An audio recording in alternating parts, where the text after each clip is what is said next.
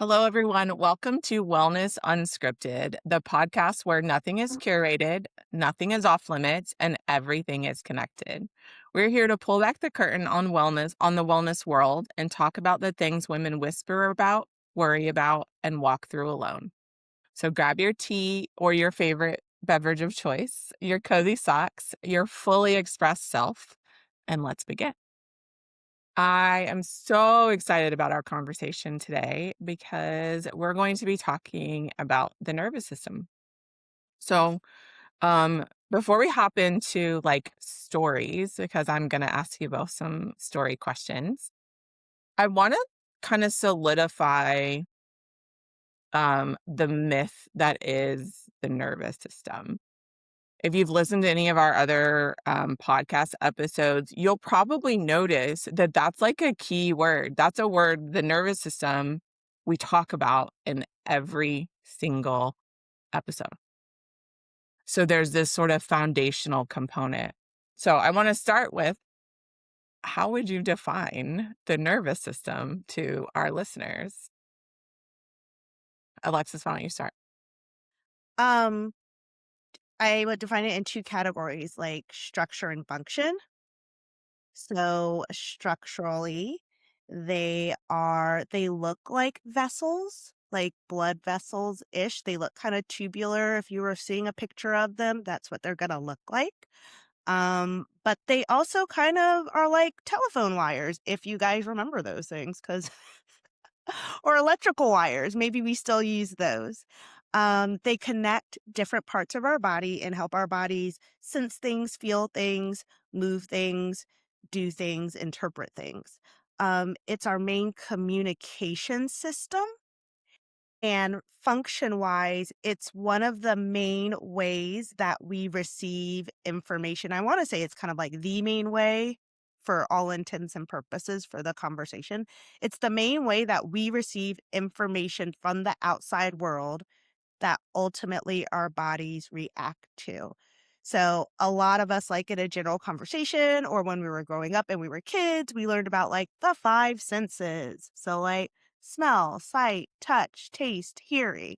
So, those senses use the nervous system to gather information from the outside world and then govern what our insides are going to do about it in a nutshell. So that's how I basically explain the nervous system. It's one of our main connecting points between what's happening outside and what's happening inside. Yeah, I like it.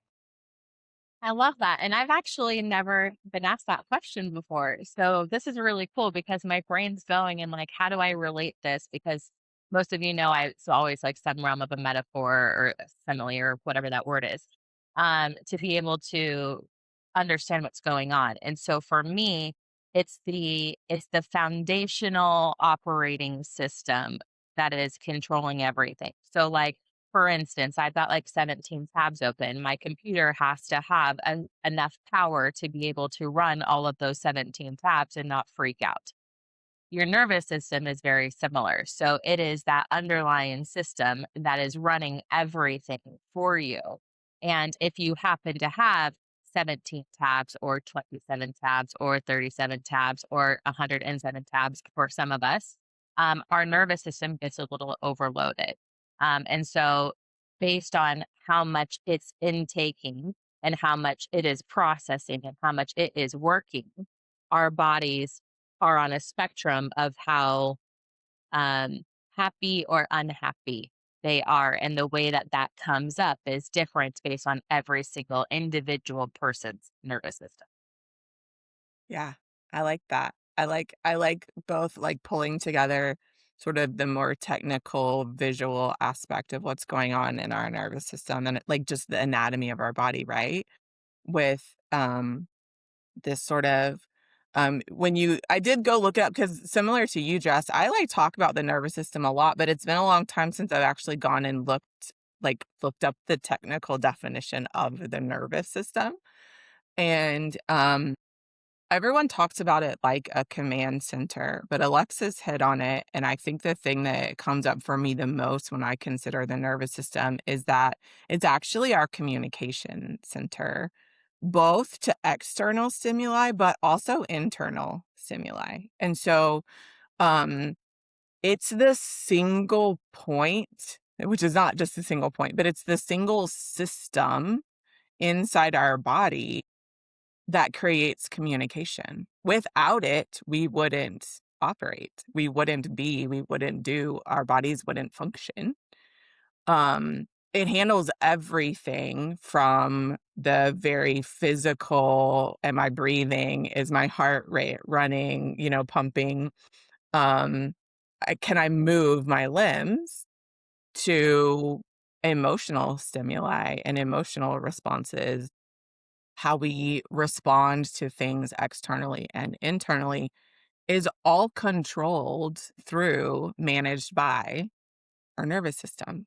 And so, because we're a wellness podcast, it makes sense to me that, of course, every single episode we're talking about the nervous system in some capacity. But I feel like it's become this word that's getting used a lot, and most people don't actually really conceptually or otherwise know what it means to work with or um to understand your nervous system. So that's why we talk about it so much, and that's why we decided to actually devote an episode to it, because there's a lot of talk out there about it. You'll hear us talk about it a lot. Um, and it actually does many, many, many, many, many things, The same and time. all at the same time. Yes, All all at at the the same same time. time. Yeah. Comparing it to a computer in a way is probably the closest we can come to. One of my favorite things about the nervous system is that, have you ever heard it described that if we pulled it out of the body, which is kind of gross looking if you pull it out of the body, but they've pulled out the picture and like laid out like the system of our nerves and the system of our structure, and it looks like a tree. And I think that's such a really cool metaphor to think about the way that our system, because it is a system, it's not a singular thing. It is a series of complex and sometimes not so complex commands that are running inside our body that determine what happens inside our body, that determines our actions, our behaviors, our feelings, our responses. And it controls some really cellular level things that we don't actively control. It controls our hormones, it controls the functioning of our organs, it controls how whether I can feel the little, itchy thing on the end of my big toe right now, like, it controls all of those things. And it communicates that back to our brain so that it can make sense of what's going on, and so that operating system is where things can either go really, really right or really, really wrong. And y'all know if you've listened to me at all, I don't really like to put things in broad absolutist categories like right and wrong. But the nervous system does have some really clear yeses and nos, regulation and dysregulation that comes into play from an overall sort of function standpoint. So, um, I would like to go into story time now and talk about what actually happens. Okay, hang on. So, the other thing that happens when we talk about nervous system is that I think we also all like want to immediately attribute it to panic attacks or fight, flight, freeze. Like those are the most common I things. was just about to say that. I'm sorry. I was Yeah. just Yeah. What would you like to add before I go on, Alexis? and this is so me that I'm like, I don't even know if this is a big deal. But Do you me personally, I'm very intentional about words and what words mean. And it just occurred to me, I wonder if people, like you just said, when we say nervous system, they attribute it to like your fight or flight response or panic and stuff without realizing that the nervous part is like the root nerve part is because the structures that make the system are called nerves. And Yeah. that's why it's called the nervous system, not because of, like, anxiety and depression and da da da. Right. It like, it just sprinkled, and I'm like, I don't even know if that's, like, a valid point to, like, bring up, but now you're Yes. kinda bringing it up. So, yeah, if Yes. and there's no, like, shame or anything because 'cause I'm sure there's so many people in the world. I'm sure somebody and hopefully they're listening to this podcast. I'm sure somebody at some point is saying like, "Oh, yeah, I guess, yeah." Like, yeah, the nervous part of nervous system is because of the structures that do all of that communication, not the mental emotional component of the job of the nervous system, but it does so many other things. So, yeah, Yeah. yours it's exactly what you were speaking Exactly. to. Yeah. That's one piece of the functioning of Mhm. this particular system, but it's absolutely not the only one. It is the one that we, I think, attribute the most easily to this conversation. It's the one that we talk about, and partially because it's the one that we experience behaviorally the most. So I in a way, that association, not just the word association, but the association with fight, flight, freeze, and fawn, generally speaking, um, is is the behavioral response that is can be witnessed, can be felt, can be observed both from you and from other people, on the surface. But there's so much more that happens, and it's why it's so important because it's not just about the emotional or the affective way, the behavioral way that our body is responding, our being is responding. Um, Dysregulation when we're having sort of a mixed up response in a way, um, affects every part of our body because that communication center starts you running an operation that may or may not be in alignment with what's actually happening around us. One of the biggest shifts for me when I started learning more and doing more of this work and thinking about neuroscience in particular and subconscious reprogramming was that our brains are a prediction machine. And part of that nervous system operating structure is it's running commands based on previous experiences and then trying to predict them based on what's happening right now in this moment. And so that's why sometimes our responses to things don't seem to match the actual thing that's happening around us.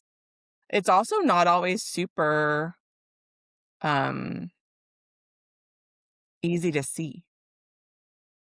So this is where I want to go into story because I think that when we start to explain what, um, and a word I know Jess will use, a crash might look like, it's going to be very individualized and very different than what one might think on, like, based on how we attribute, this idea of panic and nervousness as the way that this system operates. So, Jess, I'd love for you to open and share your um whatever I'm not even going to prompt you with an actual prompt. I would just like you to share your experience with your nervous system and what you've learned in the last couple of years. Yeah, so I'm someone who didn't really pay any attention to the nervous system. I didn't really understand it. I didn't really think it was that big of a deal. I thought it was something that was just this underlying process that handled everything and it just did its job. until for me it didn't. And a lot of you have heard our podcast before. You've heard our stories. You happen to know that I put high achievers to shame. I am ultra hyper, like the biggest word you could possibly think of when it comes to achievement. And that is because of nervous system conditioning. And it took me, now I'm almost a full year past crashing my nervous system, and I'll dive into what that actually means to really truly understand it. And I am still in a daily relation with my nervous system because it speaks to me often. And maybe it spoke to me before, but I just didn't understand the language. And so now, um, okay, so in August of 2025, we're in six now. Yeah, 2025, I crashed my nervous system. And you hear people talk about burnout. Burnout is like the first step, in my opinion, of crashing your system. Crashing your system is like step 20. They're not really that close to each other. I have burnt out many, many, many times throughout my life, and I've come back from it and I was fine.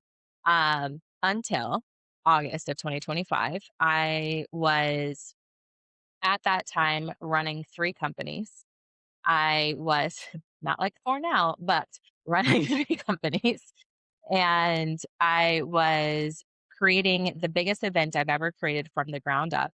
I was going between 4 different travel trips within a matter of 3 weeks, one of which I was attending a very high energy conference. The second, I was speaking and conducting and supporting the operations side of another very high energy, very high mental capacity educational conference, all while running a couple companies and creating an event from the ground up with basically zero experience.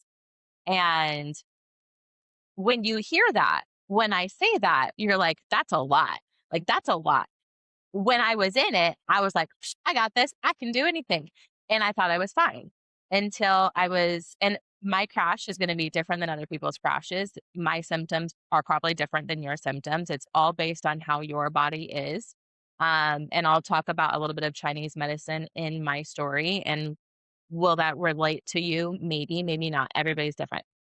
And so I was in Dallas in a conference and I was having dinner with a big group. It was like 3 of our chapters had come together to do dinner. And we're all sitting there and I felt like the floor was moving. And so I looked to my girlfriend and I said, "Hey, does it feel like the floor is moving to you?" Like, like when a board starts to move or you're on a ship or something, like I just felt like the floor was moving. Like not earthquake status, but something was off. And then she looked at me and she goes, "No, what are you talking about?" And I wasn't drinking or any of that. Like there was none of that in play here. I barely drink at all as a person now, because of past experiences. But um, she was like, "No, I don't think the floor is moving." And I was like, "Okay." So I just dismissed it. I was like, "Okay," like, I don't know, maybe I stepped on a weird board or the board like creaked or I don't know, whatever it was. We are very easy to dismiss things. Me, I was the captain of it for a very long time. And then the next day, like I'm coming down the elevator and like I feel like if you've ever been in a skyscraper when it's super windy, you can almost feel it moving slightly. Mhm. That's how it felt. And I was like, this isn't a very tall building. Like this is really weird. This is interesting. Okay, cool. I'm feeling very unique things this week. Like, okay, dismiss. And then I'm at a dance floor and someone's like, "Jess, you're kind of standing crooked. Are you okay?" And I was like, "That's a weird thing to say to me. What do you mean I'm standing crooked?" And they're like, "You're kind of like crooked, like Tower of Pisa. You're leaning a little bit." And I was just like, "Oh, I don't know. I feel fine. I don't know. I have no clue." Dismiss. Um, I fly home. I come home and I have an immense amount of symptoms from nausea to my hot flashes are back to massive irritability to like vertigo esque types of feelings. So I go into the doctor. The doctor says I have eustachian tube dysfunction, which means one ear is convex, one ear is concave, because of flying. And apparently it's really common with flying. And I was like, oh, that must have been why everything was being weird. How do I fix it? Because I have to get on a plane in 2 days. And she was like, "Okay, well, let's take some medication. Let's do this. And you can go on a plane. And I was like, okay, I'll be good. And she's like, yeah, you'll be good. And I said, okay, great.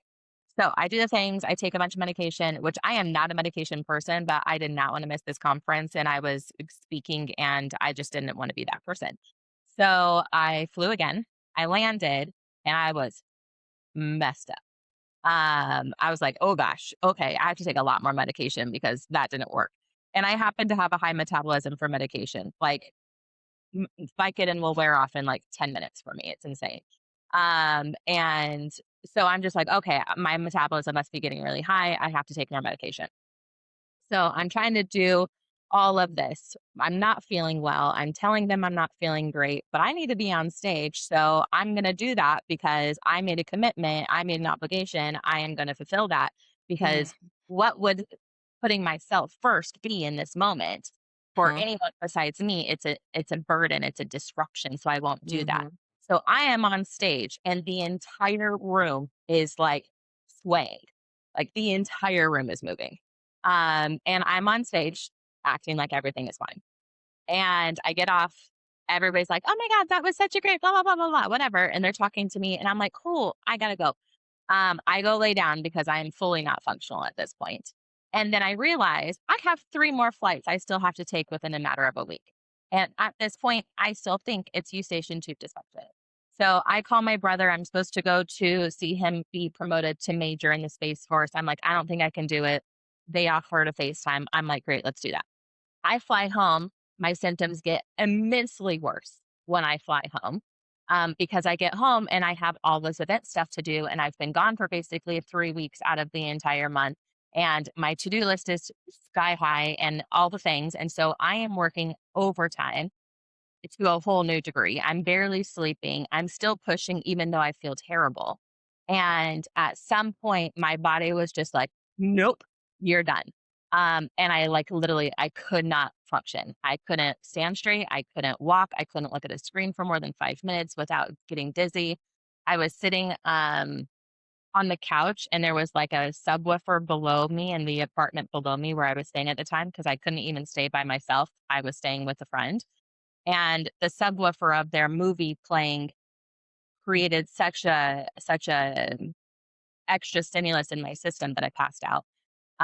Like I could not stay awake. I could not function. I was nauseous as hell. I couldn't stand. Like it was horrific. It took 3 weeks to even kind of figure out what doctor to go to because everyone I went to was like, I don't know what's wrong with you. All of your labs are fine. Like your ears look fine. I didn't have crystals. They thought it was vertigo. It wasn't vertigo. My crystals were fine. I don't really understand what that means. Alexis, you can describe that. And so you got like some crystals in your ears, and if they get out of whack, you get out of whack. My crystals were fine. All the things were fine. And I was staying with the guy I was dating at the time, and I had never like lived with someone before. So I got this all this over extra stimulus happening. Plus, it's like pulling up all this trauma from my childhood, which is fucking me up even more. And finally, I'm like, can you just take me to this girls' networking group because I need to be around women and I need to be away from you and I need to be somewhere else. And thankfully, one of the women who were there is just pure magic. Like I don't even have another word. She is pure magic. She came over and she goes, "Are you unstable?" And I go, "Like mentally?" And she goes, "No, no, like like physically, are you unstable right now?" And I was like, "Oh yeah, like I'm holding onto the chair. I can't stand without like some support in this moment." And we talked about it for a minute and she told me to go to acupuncture.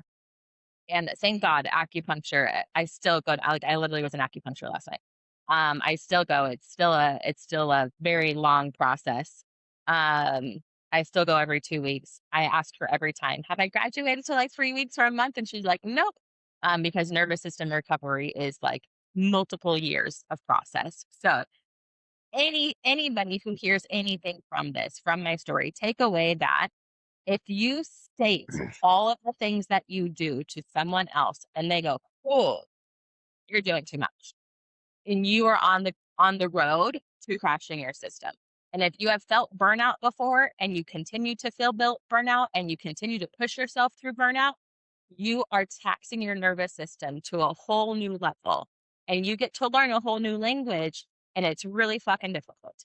And just take my experience as your experience and stop and like start like calming yourself down because it's a whole entire process. And my nervous system speaks to me through my vestibular system. So first I'll get like this pressure in my head, I'll get pressure behind my eyebrows, then I'll get pressure in my ears, then I'll start getting a low grade headache, then I'll start getting a migraine, then I start getting super dizzy. Also, I get really irritable and a lot of other things happen too. But my nervous system speaks to me through my vestibular system. Everyone is a little bit different, but for me, that is still my note to this day because I still do a lot. I still run 4 companies, but anytime I get that note of that pressure, I know I need to go for a walk. I know I need to take a break. I know I need to just shut work down and just relax and watch a movie and take it back and go to bed that night. Mhm. Yeah.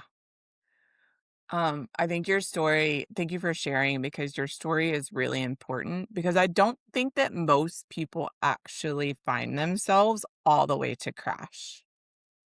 I feel like what most of us do is we walk this fine line along the like burnout spectrum.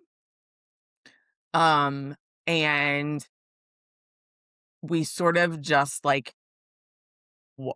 wobble back and forth there and don't ever actually fully crash. And in a way, I'm curious how you would think about this. And just because our relationship is so strong, I would bet that there's a part of you that is grateful that that you had a full crash because it actually created a scenario where you had to go do something about what was going on. I think for you, anything short of that would not have uh resulted in you actually finding the right support that you needed for your system. Yeah, very much so. I'm the person who thinks I can handle everything. I'm the person who never knows when enough is enough. I am the person who thinks I am the most capable person on the planet. And um, if my dearest loved one who had every intention of helping me said, "You're doing too much," I'd be like, "You're doing too much." And I would not have listened to them. And I would have been like, "I'm good. I took a break. I went and got my nails done today. That was my self-care. I'm fine. I went and got a massage. I get a massage every 3 weeks. I'm fine. Yeah, And I'm fine and I got this and all of that. Like I am a person who unfortunately has to learn a lot of things the really, really, really hard way. yeah. But the beautiful thing about me getting to learn things the hard way is I get to tell you I did it and then you don't have to do it. Yes. Agreed. Alexis, I'm curious what your sort of story is around nervous system symptoms, if we will. Do you have any big stories that come to mind when we think about this? I have a personal story, but I have a client story, Perfect. that I think would be good to share. Okay. On the other side of the spectrum from Jess's experience, because we were just talking about how the word nervous system correlates to symptoms of like anxiety and things like that. But even in Jess's story, there was sprinkles of, and I don't mean sprinkles to discount the intensity or magnitude of your symptoms. I meant like as you're actually talking through it. There are sprinkles of physical manifestations, of Yes. physical symptoms that don't always get uh, the appreciation of nervous system involvement that they deserve. You were saying something a few minutes ago when we were kind of talking about what nervous and nervous system means. And my brain kind of went, people, they hear nervous system and they either think of anxiety, depression, or they think sciatica. And like, that's it. Uh-huh. Like when, Yeah. that's all that is a large sense of what like even like media, because that's where a lot of us consume medical information. Those are kind of like where they kind of stick around, and focus on when they talk about the nervous system. But my client was having difficulty like conceiving, Mm. and she was super concerned about it. That's a whole nother conversation. She'd also had like a history of like irregular cycles. And so I was telling her, I was like, well, the odds are, um, that the conception goal that you're looking for, like, we can't even talk about that yet because your cycles aren't even regular. So that's kind of where, like, the conversation started. Um, the where it ties into nervous system function, or where it ties into the nervous system, is that other practitioners over the years and over the time of working with her were functioning, or were focusing on, sorry, that's the word, for focusing on, like, hormone levels and hormone Okay. production to solve the problem of regulating the cycle. And long story short, when I, like, listened to her story and listened to, like, her other symptoms and stuff that was going on, it was a nervous system related issue, in the sense of, and how I explained it to her is, yes, there is an issue with, like, hormone levels and hormone production, but back it up a step. There needs to be brain to ovary communication in order for that hormone production to occur. And it Mhm. sounds like two things. It sounds like, from your symptoms, that brain to ovary connection is not maintained. There was also a little bit of liver, because liver does play a role in some of our hormone performance. So I was like, there's a brain to liver and a brain to ovary, probably disconnection communication thing that we have to work on. So that's one thing. And the fact that nobody else is talking about it, which means nobody else has probably looked into it. So those are Mm. the two things that are, like, largely coming up for me. Long story short, we worked on brain to ovary and brain to liver communication. She got pregnant. She's 6 months old now. She's gorgeous. It's beautiful. But I bring that up to kind of, like, and this is, I'm on repeat at this point. A lot of symptoms, a lot of chronic symptoms that I see with clients, or a lot of stories that I hear, have nervous system roots. Like, they are rooted in nervous system dysfunction, because it is the nervous system, from a hierarchy, that communicates to those hormones, to those organs, to those other systems, in order for them to function. So if those organs and systems and chemicals and all the things aren't functioning, a lot of times what's getting overlooked is backing up to, is the nervous system communicating with those areas in the first place? And a lot of times they aren't. Um, you guys know me as a food reaction specialist as well. We've maybe sprinkled on that in previous conversations. A lot of times, I end up, end up having the conversation of people not realizing that there's a whole subsection of your nervous system just for Digestion. digestion. Good morning, friends. It's Friday. Um, there's a whole subsection of your nervous system just devoted, just solely created to communicate, to help your body with digestion, and nothing else. It's called the enteric nervous system. People don't even know that. I mean, even in my functional medicine journey and training, I got, like, a couple years in my training before, I was taught about it. So, like, and I have a doctoral degree. So I'm like, gosh, if I'm just figuring this out, like, millions of people likely don't know. So, a lot of times, digestive issues, a lot of food reactions, our allergies, intolerances, our sensitivities, backing up to looking at what's the brain to intestinal, what's that brain to liver, again, communication, what's going on there, that nobody's talking about, that's, not being addressed as the foundation for the pathway to healing and the pathway to relief. So, yes, I feel like, in the last 10 minutes, if you guys have been listening, you've got a really strong personal story from someone who who had, like I said, a little bit of both, like physical symptoms that don't always come across as people connect to the nervous system, but then very actual, like, nervous system type, more traditional type of what we would expect here. But then you've also got a perspective of symptoms that hardly anybody attributes to nervous system dysfunction, and they are all there. You talked about geeking out on the nervous system, Amber. I geek out about the vagus nerve, which is one of our main nerves within the nervous system.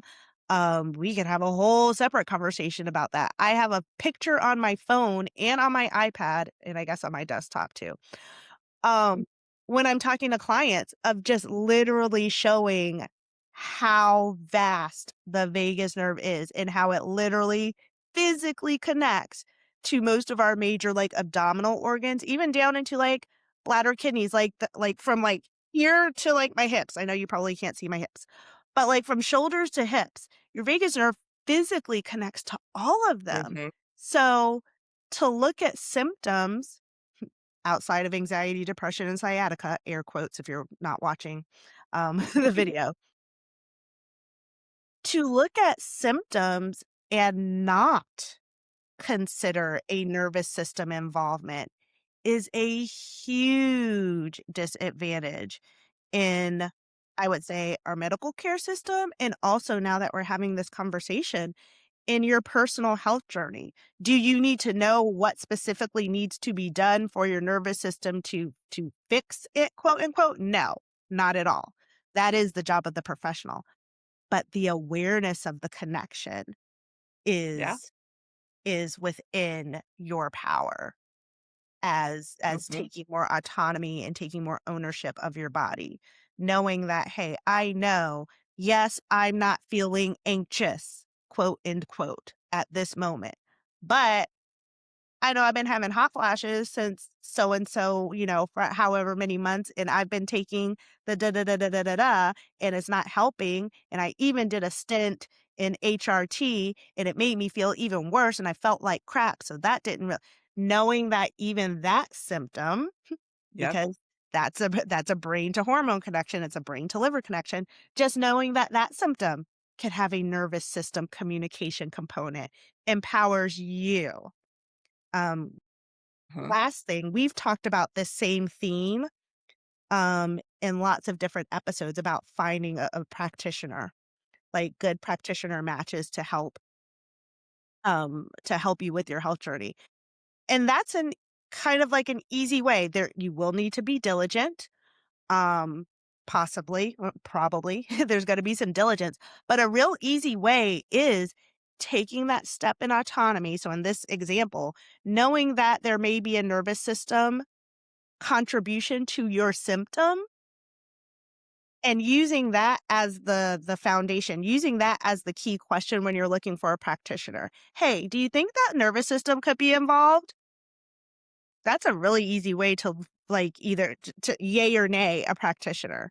I Yeah. really think, yeah, I know I'm not an expert, but I know that like your nervous system communicates with everything. Do you think the nervous system could be involved? Is there something we can look at there and see who says yes? Yeah, Mhm. just be quiet and see what they say and see you can tell when someone's like fibbing at you or messing with you or trying to like steer you in a different direction. Like just like say that and then just shut up and see what they do. Yeah. Yeah. That's a really great tip, Alexis. Um, I think the theme that I'm hearing through both of these stories and even my lived experience is if you don't walk away from anything from this episode other than the real fact is that the nervous system is involved. Full stop. Period.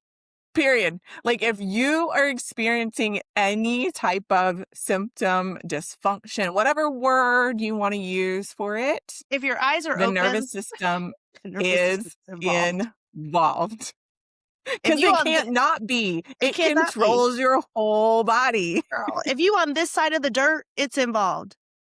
Right. Yes. Yes. And I'd like to just briefly add, um, my story of this, my lived experience of this actually looks a little opposite to Jess's. Um, Mine looks like the lack of things, meaning my nervous system dysfunction, here we go with the air quotes again, um, looks like so my nervous system speaks to me a lot more in emotion. I do have some of the vestibular stuff that Jess talks about, but what I realized like recently in the last few years through my own healing journey was that there was this calm, like lack of anxiety and lack of big emotional swings or lack of anything that was actually dysfunction in my nervous system because my system literally just like tamped down and like washed out everything so that I could function. And as I started to heal, there's all of these really interesting new symptoms that I've probably been dealing with in some level my entire life without awareness. Like I'm highly sensitive to flashing lights, loud noises. If I'm like overly tired or don't have the capacity to like be in a space like that, I have trouble in places where there's lots of people talking um, very loudly and different. So, like, I love being in a coffee shop, and sometimes my system cannot handle me being in a coffee shop if there's too much going on, or honestly, depending on the day. Some days, if I feel fully good, fully in my body, fully rested, I can show up and it's no big deal. And other times, I remember this one time my husband and I went into a Dave& and Buster's, like, we were on a date, and something sometimes we like to do, right? You see y'all can't see if you can't see Alexis's face, you need to watch the video. I feel like Um, David Masters is just trouble regardless of what nervous system state right, you're in. That's just too right, much. right. And David so, Masters be in doing the past, this has never been a problem for me, but we went in there this night, and I literally couldn't even pick up my phone. We sat at the bar. I was so overstimulated that I couldn't even have a conversation with my husband. He actually looked at me at one point, he's like, "Are you okay?" I said, "I am not okay. My food I can't even taste my food right now, I'm so overstimulated. Like, we need to just be done and get out of here, like, as soon as possible, because there is just too many things going on in here." The TVs were on, there was people playing games, it was so loud that I couldn't hear him next to me. it smells bad. Right? There's the smell, there's the people. And so I want to also like give you another piece of the puzzle to say that sometimes symptoms can look like a lack thereof. And I want to move us into a conversation around regulation because this is the thing when we hear that's the other thing that happens in the wellness world is if we are talking about nervous system, then all of a sudden everybody wants to talk about regulation. And most people have no freaking clue what regulation actually means. Most of us are actually trying to will away our nervous system symptoms through regulation tools. Many practitioners and people that help in this realm have you actually regulate before you feel whatever is going on in your system. Um, or we have this sort of belief that um, healing the nervous system is the opposite of like nervous and anxiety. So we need calm and quiet, and we need to, take naps and sleep more. The self-care sort of myth that just getting a massage or, you know, um, doing self-care activity, however you define self-care activities, is somehow going to solve this nervous system issue. So I'd love for us to talk about what type of maybe less common or non-traditional ways. Jess has already talked a little bit about it, but actually both of you did realistically. Like, what does self-care or what does regulation look like to you in a way that actually helped your nervous system? So I think I'm going to answer the question, and I want to state something first. Before you can even talk about regulation, before you can even talk about feeling, you have to understand conditioning. Yes. How have you conditioned your nervous system? Our nervous system is a beautiful, beautiful thing.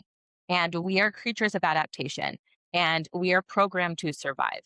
and our body will tamper down or dismiss or whatever it needs to do to be able to survive. And so before you can even get to that realm, you have to kind of audit what you do to understand what your body is doing Mhm. and say, is my conditioning coming from, I'm going to use my story in this. Is my conditioning coming from childhood trauma and having to be the person who became the parentified child and became the person who handled everything for everyone because that's what I was seen and validated and considered worthy? And then Mhm. I turned into a people pleaser because that's what I was conditioned to do. And then I became an overachiever because that's how I was seen. And there's a whole through line. And so you got to Yeah. find your through line first. Once Yes. you find your through line, then you can understand the habits that have conditioned that through Mm, line that are now unconscious today that you can yeah. start to tackle because that's what it truly is. It is what are those unconscious habits that I have no idea I'm doing because it is so programmed into my system because that is how I have been surviving. Mhm. What are those and how do I start to rewire those? The Yes. regulation is rewiring those habits, and you got to find an amazing person who can dive in and connect the dots. I happen to be one of them. Alexis is one of them. Amber is one of them. You gotta find the thing, you gotta find the person, you gotta put the jigsaw puzzle piece all over the fricking table, and you gotta let them do their magic and see where Mhm. the dots all come into play, and then from there, you test your nervous system, which one is safe for me to start with, and you start there, and then you just tackle it one by one until that picture becomes a beautiful picture. Yeah. Yeah, I'm so glad you did that before you answered the question because the truth is that there's a lot of tools out there. You hear people talk about them all the time. We go to retreats, we do breath work, we do sound baths, we do like you name it, yoga, like massages. There's so many options to regulate. If you're not using the technique, the tool, the thing that works best for you and where you're at and your because this is a programming thing, right? This is a safety thing. Even when our nervous system is quote unquote dysfunctional, it's actually not malfunctioning. It is doing exactly what it is designed to do. And is designed to keep you alive, AKA safe. That's what it's designed to do. So when Jess talks about conditioning, our conditioning is programmed patterns of behavior, prediction programs that got created due to safety or a lack thereof.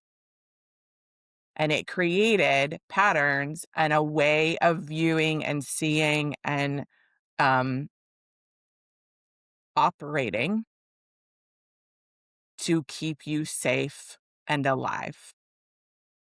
Those patterns worked when they got created. The dysfunction we're calling dysfunction now is because that pattern is no longer serving you where you're at now in your life. And so the pattern that's running is actually the issue, not your system and not you for that matter. Yes. It's a pattern that's no longer fits. And what Jess is talking about is you have to do the work. So you have to find the practitioner, the people who can support you in finding the patterns so that you can address it from the right place, so that you can eliminate the pattern or reprogram the pattern or shift the pattern into an operating system, an operating procedure that actually serves and does what you need it to do now and is now in alignment with where you wanna be and where you wanna go. Yeah, we could have a whole episode on this alone, like, that is just, the truth, and it's not the thing that people are talking about. Regulation is actually not the fix. getting to the root of the problem and understanding why your system is operating the way it's operating and why that doesn't serve your current purpose or desire, that's the problem. That's the fix. That's the place you have to start to be able to move forward, to be able to regulate. And regulate, again, is such a broad word. It doesn't always look like regulation. Sometimes it looks like feeling your dang feelings and actually letting things move through. What was that, Alexis? What came No, I through? was like, I had an analogy for it because Yeah, I agree with sure. what you're saying. Um, so it's really funny. I think I've also mentioned this before. Like the two main analogies that I use for anything in life that has to do with the body, it's either food or cars. So this is a car one. Your car analogies. I love your car Regulation. analogies. So I'm going to talk about defining like regulation because like what we're all saying. So I'm just going to put a different lens, a different perspective. I hope it helps somebody. Regulation is not a static state.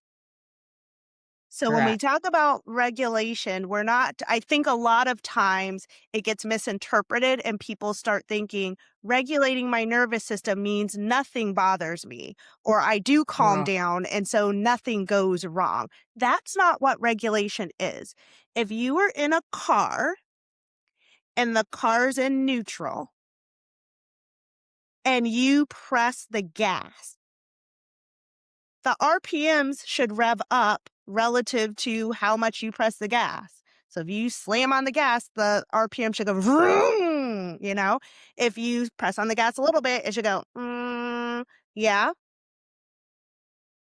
If you press on the gas and nothing happens, it doesn't vroom or nothing, that's a problem. Mhm. If you press on the gas and it vroom, that's a problem too. Yeah. Yeah. Regulation is the goal, is like you said, it's not the problem, it's the goal. Regulation is the fact that when you press on the gas, it should vroom, and when you let off the gas, it should vroom and go Mhm. back to baseline. Just like when we go out to the world and something scares us, we should go into a fight or flight response, but Yes. we should come back to baseline. Yes. And when we're tired and exhausted, we should shut down and get some rest. And sometimes we sleep a little harder than other days, but Mhm. then we should come back to relative, a baseline amount of energy and still Yeah. be able to get back up the next day and function. We Mhm. should not be staying in one state. We should be able to safely move up or down and come Mhm. back. That's what regulation is. It's not nothing ever happens to my nervous system. It never reacts. It never responds. Like I'm cool, calm, and collected. We should not be cool, calm, and collected all the time. No. especially as No. women. Yeah. Yeah. Like, Yeah. I would argue like any living being, like it doesn't even like beyond humans, but we should not be cool, calm, and collected all the time. No. If We're not designed to be. we're not designed to be. If I'm sitting in the car and and I'm at a stoplight and a freaking accident happens right in front of me, I should not be cool, calm, and collected. No. You I should should be be a little startled. responsive. I should Yeah. be, jumping out of my car to go see it. I should maybe be fumbling for my phone. Oh my gosh, let me call 911 because a stimulus, my senses observes, I saw something, I heard something that is causing the communication in my body for my body to respond accordingly. Now, after that situation gets resolved, I should be able to go home and go on with the rest of my day because I wasn't directly involved.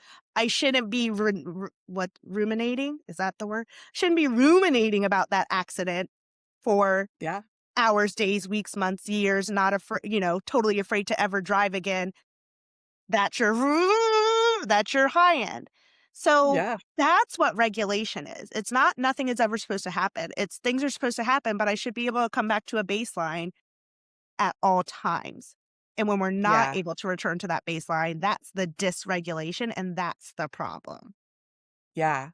Um, But regulation is often thought of as a state. That's Yeah, what I like hear when Alexis is talking about it. Like, we're somehow trying to find this miraculous state of regulation. Like, I wanna feel regulated. What regulation actually is a skill set. It's a mhm, capacity thing. It is an ability to handle the stimulus that's coming into your environment and move through how your nervous system is meant to respond to things and come back to baseline base without it you staying stuck in one of the extremes of the response, right? Either the high side of the response or the low side of the response. That's actually what regulation is. It's not going to happen from a single tool. It's not going to happen from a magical breathwork exercise. It's not going to happen. It is a skill set that you have to learn and incorporate into your life. And ooh, my skill set for regulation is going to look different than Jess's and Alexis's based on their needs of their system. And that's what we're ultimately trying to get to here. Yes, I see you wanting what would you like to add? this could be a whole conversation. Yes, it could. Your faith does not equal regulation either. Just because Yep, you have a belief, whatever your belief is.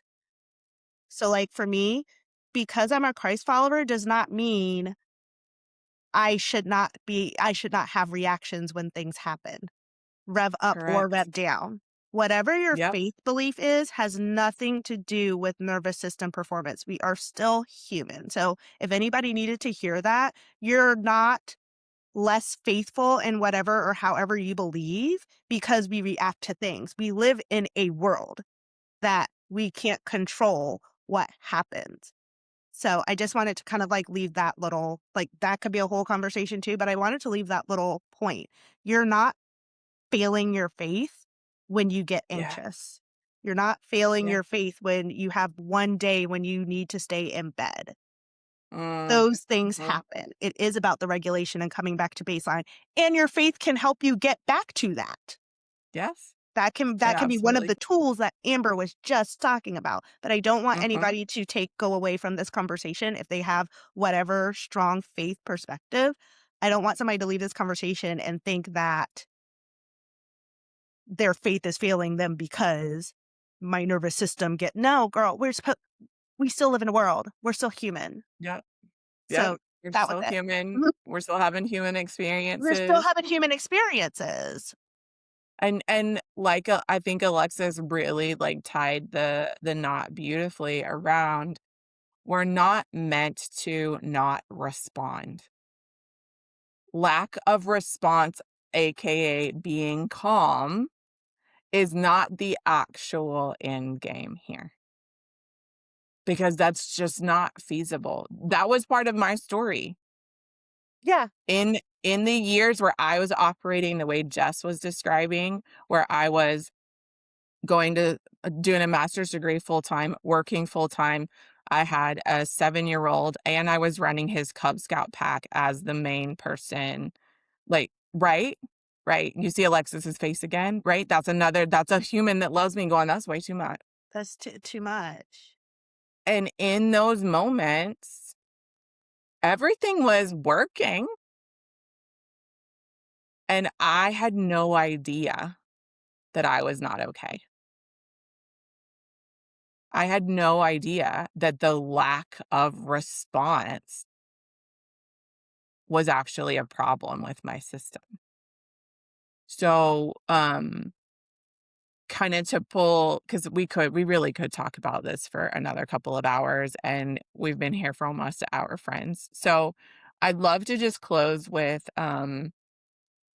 practicality like we do in most episodes. If someone is listening to us and thinking, "This is me in some way, shape, or form," the always on, the can't rest, the nothing's working, that I have these strange symptoms that nobody can quite address, right? Or you're in a situation where you're like, I've tried all of the traditional Western things and that's still not working. What would be the first honest step that someone could take to moving forward? I think we touched on it, but I wanna, like, I wanna really, like, hone in on it. So, Alexis, does something come to mind immediately for you?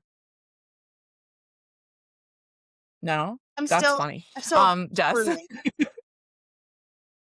Yeah, give it a second. Jess, what do you got? I was actually waiting for Alexis because you usually like do a I very know, good. usually you have it.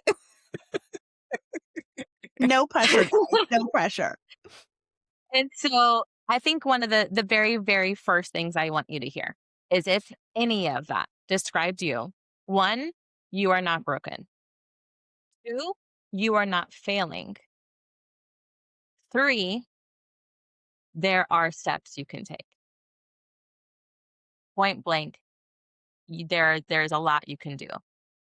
In addition, if you don't have the capacity to work with a practitioner who can support you through this, the first thing is start creating pause in your life, whether that's breathing, whether it's meditating, whether that's walking, whatever it looks like for you. Creating pause in your life so you can check in with your body and say, body, how are you today? Body, what do you need today? And it might take a month, 3 months, 6 months before your body answers you in a language that you understand because you have not been speaking its language for so long, you don't understand it anymore. And that's okay. Yeah, Give it time, give it patience. Ask yourself, body, how are you? Body, what are you feeling? Body, what do you need? And once it starts answering you, give it what it's asking for. Don't say, okay, I'll give that to you after I do. Let me just yeah, finish, but I gotta, none of those things. What that request is comes first because the more you listen to it, the more she, he, it, they, the more your body will say, I am safe now to continue to communicate with you. You listen, you respond, it will communicate in a more effective language. You listen, you respond, it will communicate in a more effective language over and over and over. And you will find the answers that you need fully within yourself as long as you actually try to listen to yourself. mm, that's really good, Jess. Anything coming through for you, Alexis? See, that was really good. I like what you said. Mhm. So to just reiterate what she said about pausing, because I was really thinking critically about the question that you asked. You said, "What is one thing that somebody could start doing?" And that's where I needed a little bit more time. I do think one thing you could press stop on this conversation today and work on bringing a little bit more intentional pause into your life. So I love that. I think it is just another way of thinking about pause, honestly. Um, it is looking for you could just start with one thing that you can put down. And and looking for one thing to put down and because it's gonna be hard. You're gonna feel like I can't put anything down or but starting to look into what are you doing because you truly need or have to versus what Yeah. are you doing because you think you have to. And this actually just happened in a point of my business. Um I kind of have two strong responsibilities in my life from like a business perspective. And I definitely feel um calling an assignment in one strong direction and it's not the direction that I perceived and I originally thought I was going to be going in. It's the opposite Mhm. direction. And so in the direction that I thought I was going to be going in, I had the to-do list. And I'm realizing at this point, if I stick with that to-do list opposite the direction that I'm feeling called to go into, it's going to create burnout. It's going to create all the things that we're talking about, like the restlessness, the nervousness, yeah, like the revving up of my nervous system. And just yesterday, I had to like take a step back and say to myself, like, but you're choosing and saying that this is important, where clearly you are getting other signs and communication and calling to go in another direction. So I have Yeah. to choose to put that down. Side note, I'm putting it down like mid project, which is another kind of like Yes, that's trigger. so Like a hard. lot of us feel like Jess was just saying, like when I finish, no, I've got to put this down mid project. So a layer of that pausing is what can you put down Mhm. and start with one thing to put down and use that pause space for breathing, for reflection, for looking for the next thing that you can put down, for like just letting that be the small crack that starts to change things. So I'm gonna stop there because yes, we could talk about forever. Yeah. I don't know that I could say much more that wouldn't be the same that what both of you said, but I would add if if either one of those still feels too big to you right now, a really simple thing you can do is just be willing to be aware. Like if pausing feels a little too big for you or if, putting something down is like I hear you but no. Cuz sometimes that's how it feels, right? Like often, especially if this is you're really new to kind of this realm of like conversation and healing, your whole system might be going, "Nope, that's not safe. We have to hold all of this. It's very important."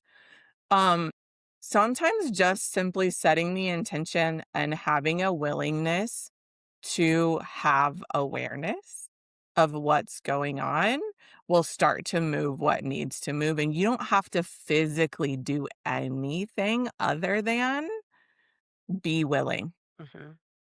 to see what you have not been willing to see before now or to hear, like to Jess's point, your body will start talking to you. You may not even need to pause yet. You might just be able to say, I do want to hear you and see what starts to happen. So, we very much hope that you got some value out of this. We know that our stories are valuable and that there's a lot of nuance to this conversation.